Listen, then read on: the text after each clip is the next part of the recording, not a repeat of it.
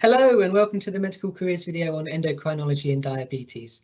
I will start by asking, who are you and what is your title? Hello there, Alex. I am Dr. Umesh Dashora. I'm the endocrine and diabetes consultant at Hastings, and I also do some national role. I'm meeting secretary for the Association of British Clinical Diabetologists, and then on the executive of Joint British Diabetes Societies. So that helps me at doing the diabetes bit. Oh, thank you. And how did you find your way into diabetes? How did you become a consultant? Oh, that's interesting. When I was growing up, we used to have this discussion as people have at home as to what to do. And my dad told me, if you become a doctor, you will earn reasonable money and you will help people. So that's how we ended up doing medicine rather than engineering, for which also I was selected as I was 35th in the country in a competitive exam. Once we have decided about doing medicine, the next thing to decide was which specialty. And at that time, as I said in my welcome video, the opportunities and the availability of endocrinologists in my home city, which is Jaipur in Rajasthan in India, was limited. And therefore, we chose that so that we can provide a service which is currently not available to many people. And I think the same principle applies to many other people when they are deciding. Interesting. And what would you say you do on your average day, here at the hospital? Yeah, so as you know, I have been drifting and from back home to Mumbai and then Bangalore and then Oman and here in the UK, Newcastle and Hartlepool, Southampton, and finally I've ended up in Hastings.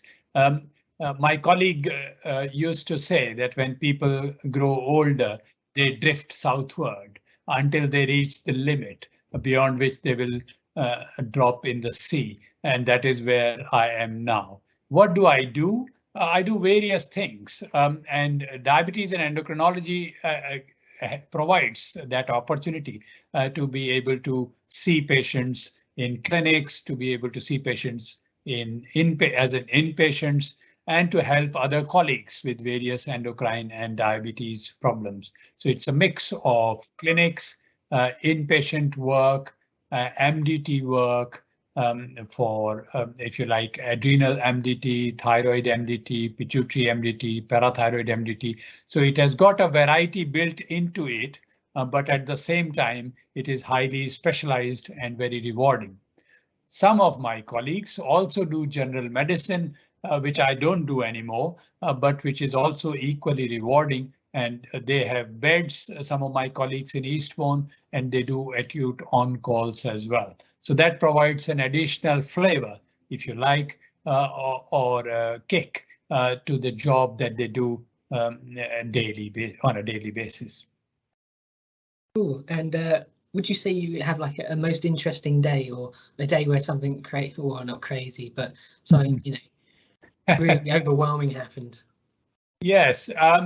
So not overwhelming, but interesting in the sense that, I mean, there are examples which everybody comes across in their own practice. But in my own practice, there was a patient who got operated elsewhere and still had the problem of high calcium and high activity of a gland in the neck called parathyroid gland. We discussed it in the MDT, and we thought there may be a genetic issue behind it related to kidney rather than parathyroid gland, and that turned out to be true. And that was rewarding for the patient and for us in the sense that he did not have to undergo a second surgery, which would have been equally unsuccessful in the sense that his problem was not with the parathyroid gland, but was with the kidney. So thinking outside the box and thinking of other issues that might be giving rise to an obvious problem in front of you happens very frequently in endocrinology, because it is, if you like, a clever specialty, and it's mainly based on outpatients and making diagnosis, and that keeps people interested as well as satisfied when they are seeing patients in endocrinology. That is interesting. And what advice would you give someone looking to get into diabetes and endocrinology? I would say go for it. And because I went for it and I'm enjoying it, you will also enjoy it. It will give you the outpatient life. It will give you the inpatient life. If you wanted to do general medicine, people will run after you and give you the rewarding job plan that you want.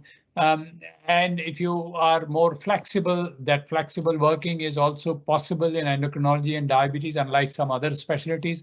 And also, if you want a little bit of a middle ground rather than an acutely adrenaline fueled specialty like emergency medicine or anesthesia, or a totally chilled out life like a pathology or an ophthalmology. There are various advantages and disadvantages which are sort of combined in endocrinology and diabetes, and you will get the intellectual satisfaction.